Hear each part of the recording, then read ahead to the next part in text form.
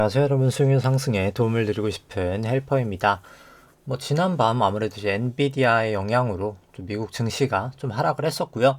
연초부터 미 증시가 상승했던 거에 한 30%가 이제 엔비디아의 기여분이었습니다.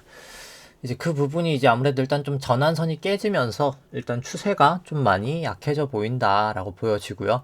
오늘 또 실적 발표가 잠깐 나고 있기 때문에 그 부분에 따라서 조금 더 변동성은 커지지 않을까 생각을 해봅니다. 그래서 전반적으로 오늘도 국채 발행량이랑 등등등등 자세히 한번 다 보도록 하고요.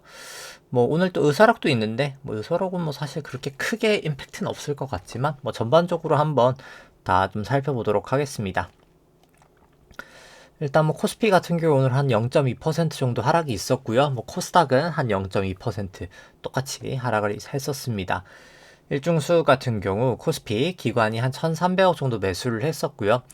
이제 개인이 거의 한 1,000억 정도 매도를 했고 외국인이 약 한 600억 정도 매도를 했습니다.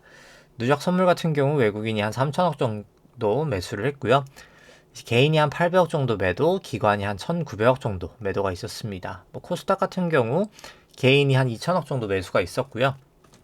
기관이 약 한 700억 정도 매도, 외국인이 한 1,100억 정도 매도가 있었습니다. 누적 수급 보시면은 일단 미국 쪽 투기적 순 포지션 같은 경우에 S&P가 약 한 226계약 정도 숏 포지션이 돼 있고요. 그러니까 곱하기 1000 네, 정도 되고, 그 다음에 이제 나스닥 같은 경우 한 30 몇 계약 정도 되니까 확실히 숏 포지션이 지금은 조금 더 시장에 많다라고 보실 수 있고요. 코스피 수급 살펴보면은 일단 베이시스 갭 같은 경우에는 크게는 변동은 없고요. 일단 프로그램 순매수가 다시 좀 최근에 들어오고 있다라고 보시면 될 것 같습니다. 일단 외국인이 다 현선물 매수를 돌아선 게 일단 증시 반등의 가장 큰 요인이었다라고 볼 수 있고요. 작년 연초부터 해서 외국인이 약 거의 한 1조 정도 매수를 했다라고 보실 수 있습니다. 다만 아주 긴 시기열로 봤을 때는 여전히 아직 수급은 좋지 않아 보인다라고 보여지고요. 신용잔고는 조금 빠르게 증가되고 있는 모습 최근 기준으로 보실 수 있습니다. 그 다음에 이제 코스닥 같은 경우에는 차트만 보여드리고 설명을 생략하는데 개인적 수급이 조금 더 두드러진다라고 보실 수 있고요. 합산 신용잔고 같은 경우에 약 18조 2천억 정도 되면서 꽤나 빠르게 거의 한 7천억 정도 빠르게 좀 증가하는 모습을 보였습니다. 그 다음에 이제 삼성전자 쪽 기대 수익률 살펴보면은 일단 DXI 같은 경우 반도체 가격 지수 계속 반등을 하고 있고요.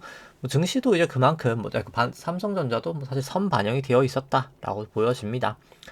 근데 결국 이 기대 수익률이랑 결국 외국인 선물 역축이랑 거의 비슷비슷하게 가는데 결과론적으로 지금은 좀 비싼 영역이다라고는 보여지고요. 밸류에이션 상으로.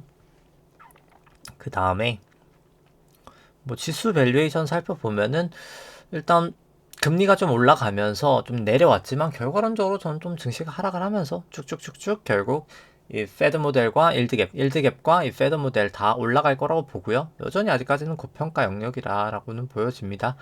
긴 시계열로 봐도 그렇고요. 그 다음에 이제 코스닥으로 봐도 마찬가지입니다. 여전히 비싸 보이는 영역이다라는 건 좀 그렇게 보이고요. 그 다음에 이제 코스피랑 S&P 같이 돼 있는 걸 봐도 여전히 아직까지는 고평가이고 쭉쭉쭉쭉 결국 추세를 타고 이 일드갭과 페드 모델도 올라가리라 생각을 합니다.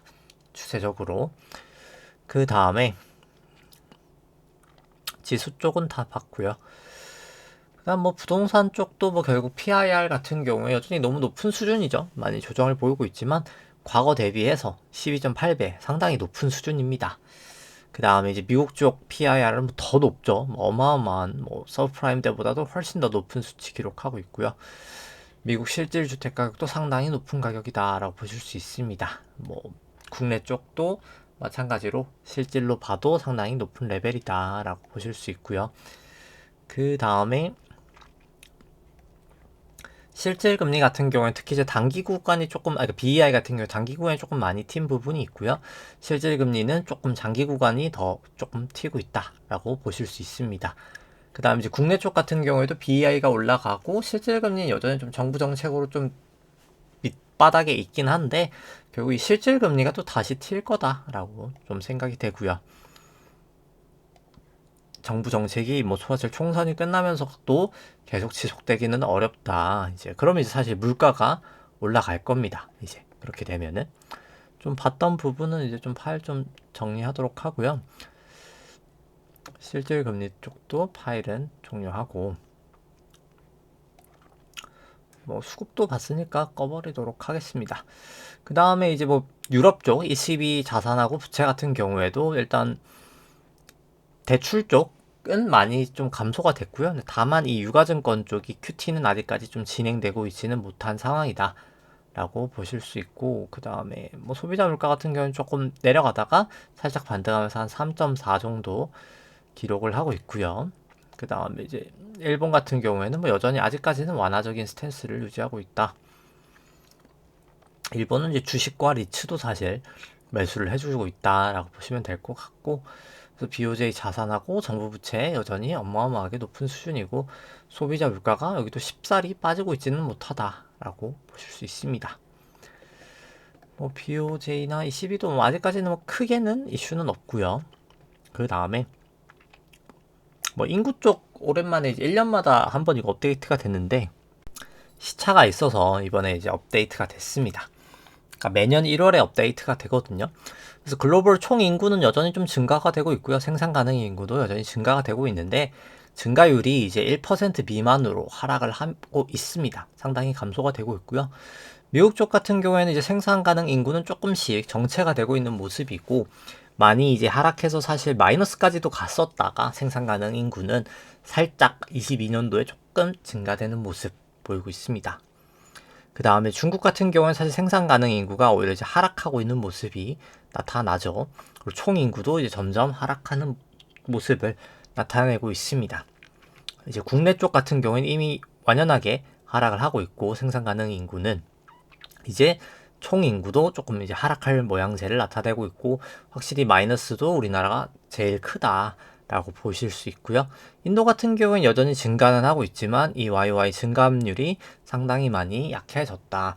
그러니까 인도를 이제 제가 보여드리는 거는 이제 그런 거죠. 결국 사람이 나이가 들면은 그러니까 이때까지 금리가 많이 낮게 유지가 됐었던 거는 결국 초과 저축이 많아서였었거든요. 근데 사람이 나이가 들면은 사실 결국은 소비량이 더 많아지거든요. 그러니까 번 돈보다 쓰는 돈이 더 많아진다는 겁니다. 결국 저축 성향이 점점 떨어질 거고요. 그럼 이제 실질 금리가 결국은 튈 거란 말입니다. 그러니까 이게 인구가 줄어들면서 사실 생산 가능 인구가 훨씬 더 급격히 저하가 될 거고요. 출생률이 더 낮기 때문에. 그래서 총 인구는 높은 수치에서 그래도 쉽게 안 빠지는데 생산 가능 인구가 훅 빠지면서 실질 금리가 좀 튀는 요인으로 특히나 이제 중국이나 우리나라가 뭐 가장 빨리 반응을 할 거다. 이제 그 다음에 이제 미국이겠죠. 속도가 이제 그 순서니까 그렇게 보여질 거다라고 좀 보여지고요. 뭐 인국 쪽도 뭐 봤으니까 끄도록 하고요. 그 다음에 지표들 이제 전주 대비해서 좀 살펴보면은 지급준비금 전주 대비 한 584억 달러 정도 좀 감소가 됐고요. TGA가 그만큼 한 359억 달러 정도 좀 증가가 됐고 RRP 같은 경우는 154억 달러 정도 증가가 됐는데 거기서 이제 ORRP 이제 시장에서 차입하는 연준 금액 같은 경우가 한 391억 달러가 오히려 좀 증가가 됐습니다. 그래서 연준 순 유동성 같은 경우는 오히려 한 26억 달러 정도 좀 증가가 됐고요. 연중 총 자산도 한 26억 달러 정도 좀 증가가 되는 모습을 나타냈습니다. 그 다음에 이제 SCFI랑 이제 BDI 같은 경우에는 조금 증가되는 모습, SCFI는 약간 내려갔지만 BDI가 조금 올라가는 모습 나타내고 있고요. 뭐 매번 이 통화 상승, 그러니까 통화 유통 속도랑 승수가 높아지는 게 제가 계속 문제다라고 좀 얘기를 해드리고 있습니다. 그 다음에 뭐 나머지는 뭐 다 뭐 전에 얘기를 드려서 뭐 특별히 얘기를 드릴 거는 뭐 없을 것 같고요. 뭐 미국채 같은 경우가 이제 뭐 사실 전주 대비해서 오히려 줄었어요. 이게 장기국채 발행했던 게 그러니까 순발행이다 보니까 이게 순발행이거든요. 그러니까 순발행, 발행한 순 발행인데 한 380억 달러였었는데 올해 만기가 좀 되면서 230억 달러로 줄었습니다. 근데 이게 2월 16일자까지 갑이거든요. 결국 그럼 2월 잔여랑 3월 동안 이 장기 국채를 한 1,900억 달러를 엄청나게 찍어야 된다는 거죠. 단기 국채 한 1,300억이랑 장기 국채를 이만큼 찍어야 되고 결국 잔여량 자체가 토탈로 5,400억, 상당히 작년에 비해서 상당히 큰 금액을 발행하게 되기 때문에 시장에 제가 봤을 때 이제 2월, 3월에 미치는 영향이 생각보다 좀 클 수 있다라고 생각하시면 됩니다. 빠르게 좀 늘어날 거라는 거죠. 이게 좀 계속 조심을 하실 필요가 저는 좀 있다라고 보여드리고요. 근데 이제 뭐 전에도 얘기를 들었다시피 이제 단기 국채를 찍을 수가 없는 게 이 빌로 찍어놨던 게 결국에 RRP가 다 받아줬던 건데 RRP가 이제 슬슬 다 고갈이 되어가고 빌 발행도 이미 한계치에 거의 왔다라고 보실 수 있는 거죠. 빌 비중이 한 22% 정도 좀 전체 국채 대비해서 된다라고 보시면 됩니다. 이 빨간색이 빌 비중인데 빌 비중이 계속 좀 높아지고 있다라고 보실 수 있고요. 뭐 국내 쪽 같은 경우는 통화 승수가 좀 높아지고 있다가 살짝 내려갔던 부분이 이제 이 M1 증가율이 조금 증가돼서 그런데 이제 이렇게 되면 물가가 다시 오른다고 얘기를 드릴 수 있을 것 같습니다.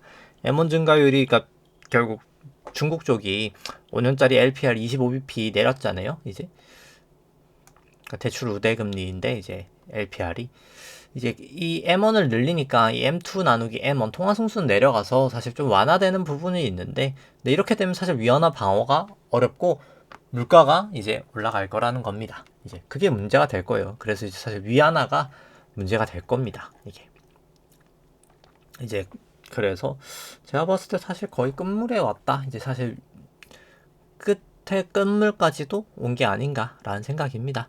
뭐 국내도 뭐 발표가 있었지만 사실 우리나라 부채도 너무나 많은 상황이어서 사실 이 정부 부채도 뿐만 아니라 가계신용 등등 해서 상당히 조금 리스키한 그런 상황이고 보시면 이제 전체 은행들의 이제 전체 이제 1금융, 2금융 뭐 다 합쳐서 이제 예대율이 조금 낮아진 부분이 있는데 이게 정부가 이 RP를 자꾸 공급을 해서 그래요. 이 중앙은행이.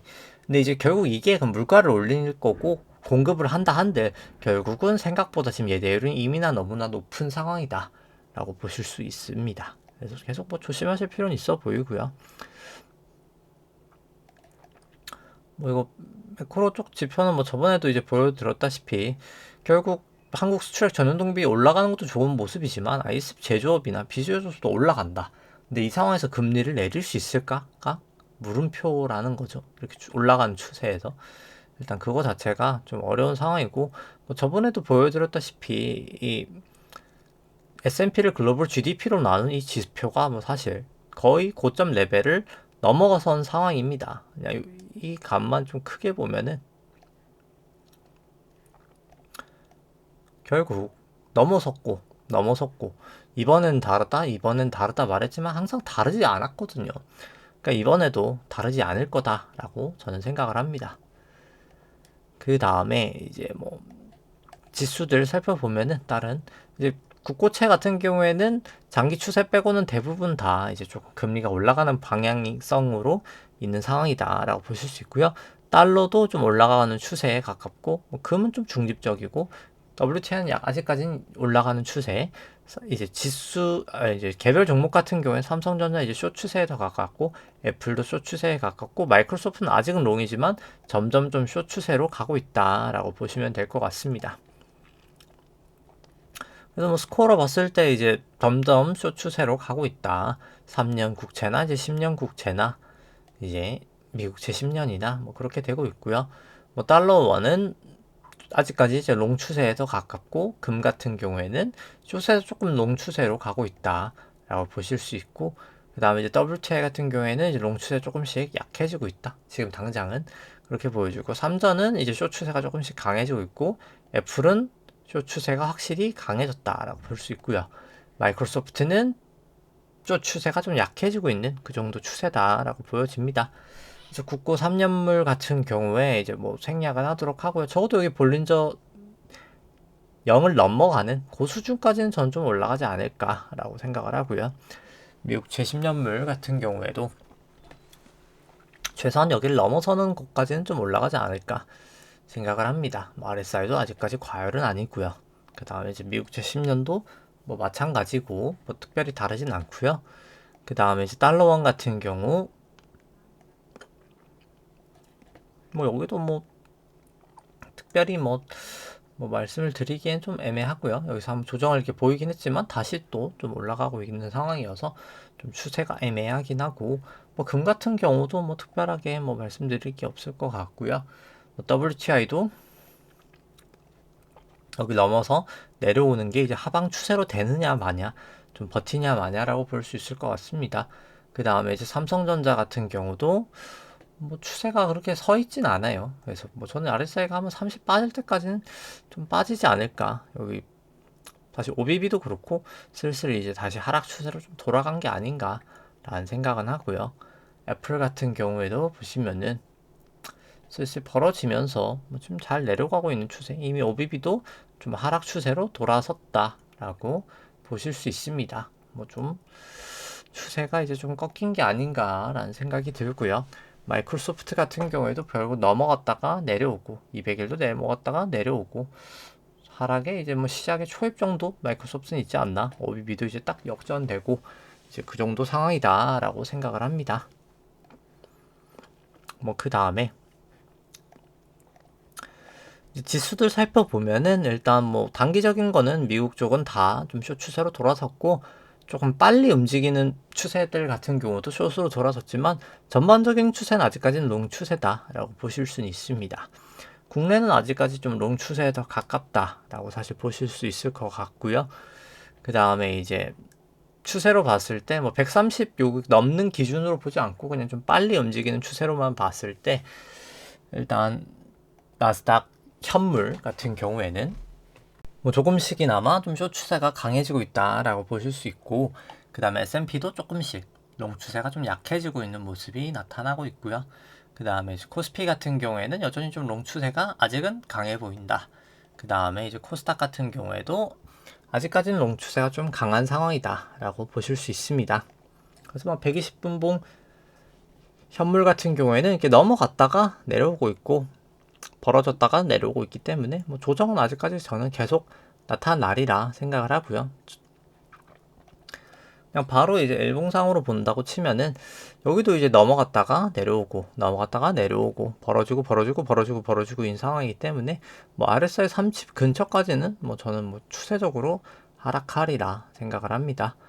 뭐 이격도나 뭐 기준선 이탈 정도, 뭐 빅스도 점점 올라가고 있고 ATR 정도가 조금 내려가긴 했지만 뭐 사실 이제 거의 다 온 게 아닌가라고 생각을 하고요. 뭐 S&P는 뭐 거의 다르지 않기 때문에 뭐 설명은 생략하도록 하겠습니다. 뭐 주봉상으로도 뭐 마찬가지여서 뭐 설명을 생략하도록 하고요.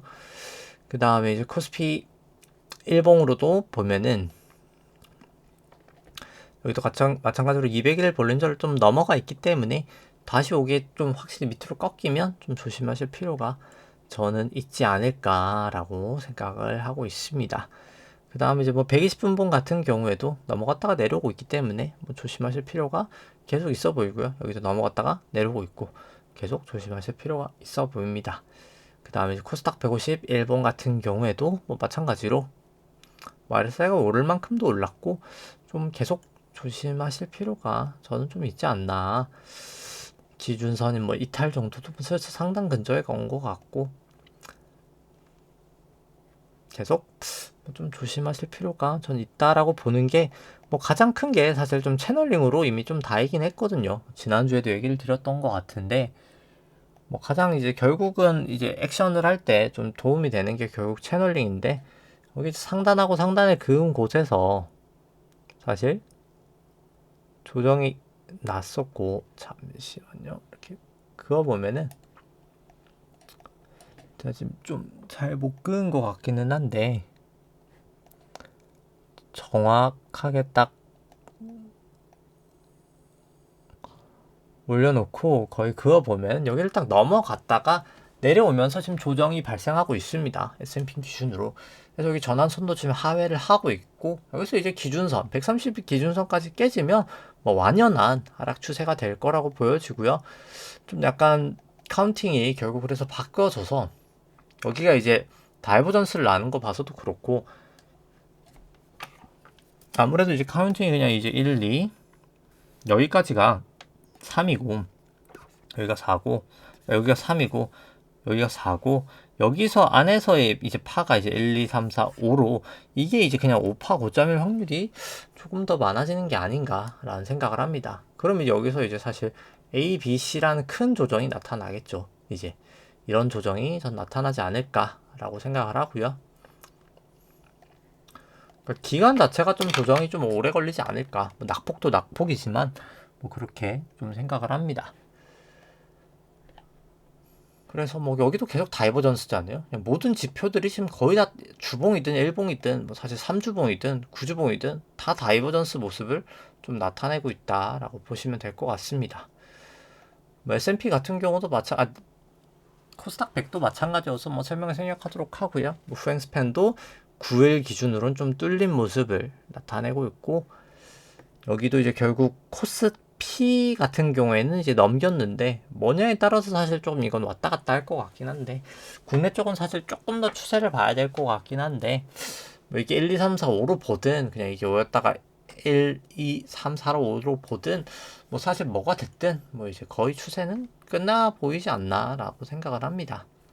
국내 쪽도 뭐 미국 쪽 영향을 안 받을 수가 없을 테니까요. 그래서 뭐 코스닥 150 같은 경우에도 결국 여기 구름대 근처에서 좀 조정을 보이고 있었는데 저항을 받고 있었는데 여기를 이제 확실히 이제 돌파를 하냐 마냐가 좀 관건일 것 같습니다. 여기 후행 스팬도 걸쳐 있기도 하고요. 그래서 좀 살펴봐야 될 것 같고 그 다음에 이제 비트코인 같은 경우에는 사실 여기서 이제 못 넘지 않을까 했는데 넘기는 넘었어요. 넘긴 넘었는데 과연 여기도 뭐 사실 추세적으로 여기 과거 고점을 넘길 수 있을까? 저는 그냥 지금 이제 A, B, C 정도의 B파 조정이지 않을까. 이게 A, B, C로 한번 빠져야 되는 게 아닌가라고는 뭐 개인적으로 계속 생각을 하고 있긴 합니다. 뭐 코스피 안에 있는 내재변동성 V 코스피 같은 경우에 이제 전환선 기준선 위에 있긴 하고요. 근데 전환선 기준선 일단 좀 아직은 역전이 되어 있어서 여기 후행 스팬을 좀 돌파하느냐 마느냐를 보고 판단을 해야 될 것 같고 뭐 빅스 같은 경우에 이제 구름대까지 이탈이 되면서 조금 좀 올라갈 수 있는 그런 추세를 만들어 놨다라고 볼 수 있습니다. 뭐 필라델피아 지수도 마찬가지로 전환선이 좀 뚫렸는데 여기 기준선까지 뚫리는지 좀 체크를 해봐야 되지 않을까 싶고요. 니케이 같은 경우에도 이제 볼린저를 이탈한 이후에 여기서 이제 지지 방향을 좀 봐야 되지 않을까 싶습니다. 메로스톡스는 뭐 아직까지는 뭐 특별하게 문제는 없고요.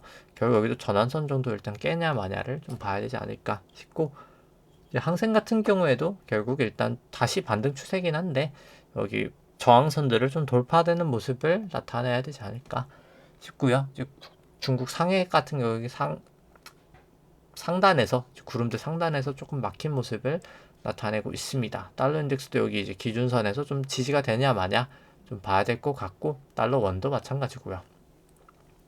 WTI도 여기 이제 전환선 기준선을 지지하냐 마느냐 좀 봐야 될 것 같고 금 같은 경우에는 여기 기준선을 돌파하냐 마는데 돌파를 못하고 저는 좀 하락할 것 같아요. 금리가 좀 튈 거라고 보거든요.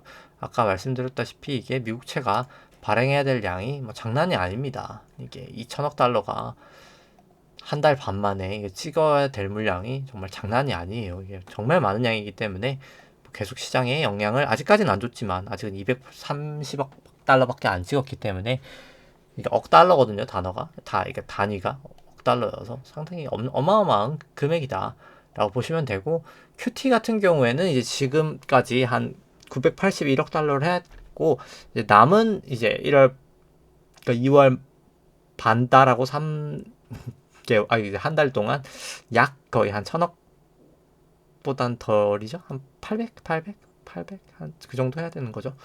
이제 그 정도 좀 해야 된다라고 보시면 됩니다. 이제 QT를 그러니까 많이 해야 되는 거죠. 이제 뭐 거의 지금 한 만큼 이제 하면 된다. 이제 그렇게 보시면 될 것 같습니다. 잠시만요. 네. 그 다음에 뭐 미국채 같은 경우에도 여기 구름대를 넘냐 마냐가 좀 관건일 것 같고